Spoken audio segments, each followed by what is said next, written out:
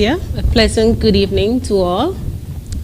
The government of St. Kitts and Nevis has done a commendable job in managing the COVID-19 pandemic. With only 19 cases, all recovered, the Federation is viewed as an attractive destination for visitors. The CMO stated in the last NEOC press briefing that the borders are open and COVID is coming. The St. Christopher ANC Ports Authority, SCASPA, being the airport and seaports operator, is cognizant of the fact that there is an uptick in the COVID-19 cases within our Caribbean bubble, and the number of COVID-19 cases in our tourism source markets, such as the USA, UK, and Canada, is growing. Given this, and with the support of the central government and input from the NEOC and the CMO, the airport's facilities have been retrofitted and protocols augmented to ensure the safe processing of passengers while protecting the airport employees. Our borders have opened to commercial activities on October 31st, 2020. And this came with noted changes to airport access and airport operating protocols, all with your safety in mind. First, I will address airport access. Access to the RLB airport has been restricted to those persons with reason to conduct business at the airport. For example, airport employees such as government agencies, airline agents and handlers, concessionaires, cargo customers, brokers, and persons departing the Federation. On entrance to the airport, SCASPA's security would inquire about the nature of your business. Documented proof must be provided before access is allowed.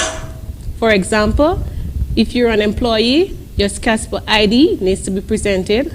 If you're traveling, your travel documents, or if you're there to clear cargo, your cargo clearance documents. Mask must be worn to be allowed entrance, except for children under 6 and persons with a medical certificate of exemption. Temperature would be checked on entrance. Only persons with a temperature of under 100.4 Fahrenheit would be allowed entrance into the airport's compound.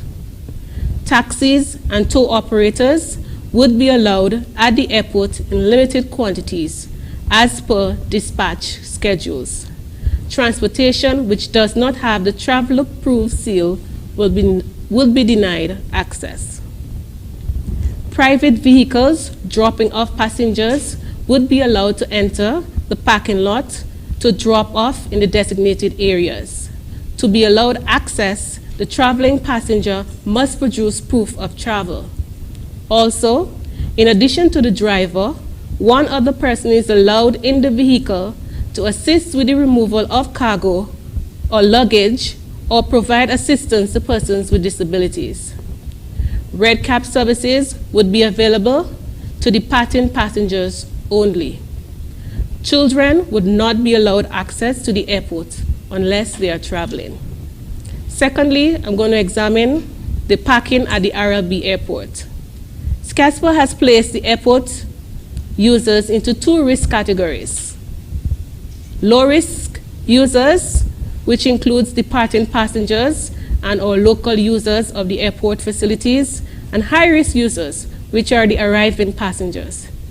These risk categories were used to guide the operating protocols to, as far as possible, reduce or eliminate the commingling of arriving and departing passengers.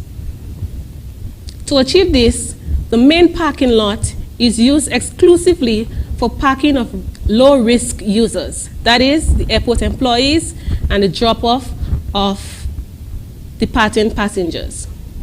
The drop-off of passengers must be done in the designated areas within the parking lot. Parking is not allowed. Security patrol would be in full effect, and persons found parking would be ticketed. The parking lot that housed the COVID-19 approved transport for the high-risk users, that is, arriving passengers, are adjacent to the customs baggage hall.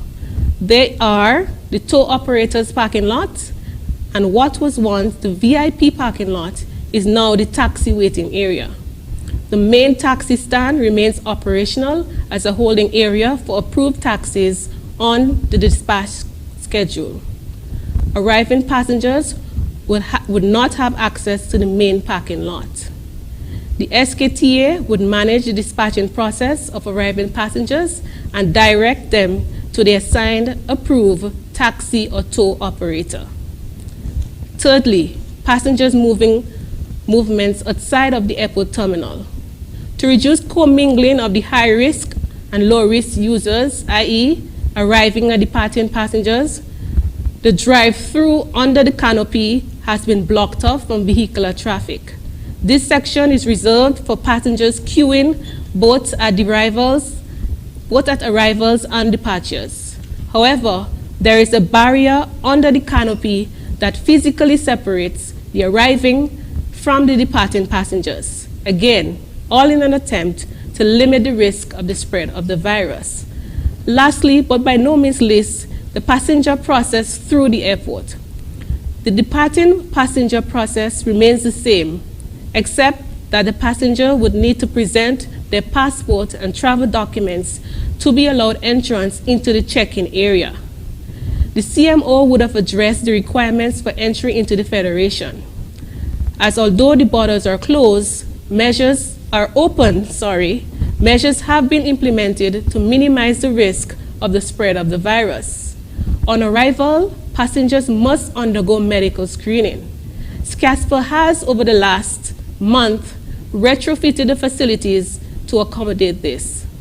The retrofit work that was recently completed by SCASPA was very extensive.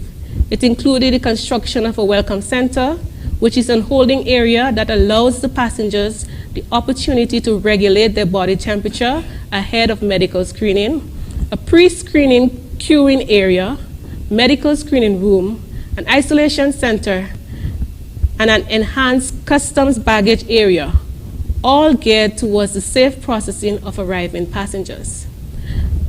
Throughout the airport, SCASPA has physical distance markers on seating and on the floors, hand sanitizing stations, additional signage to guide the passenger movements, sneeze guards on all counters, and of course, the airport staff are equipped with the required PPEs.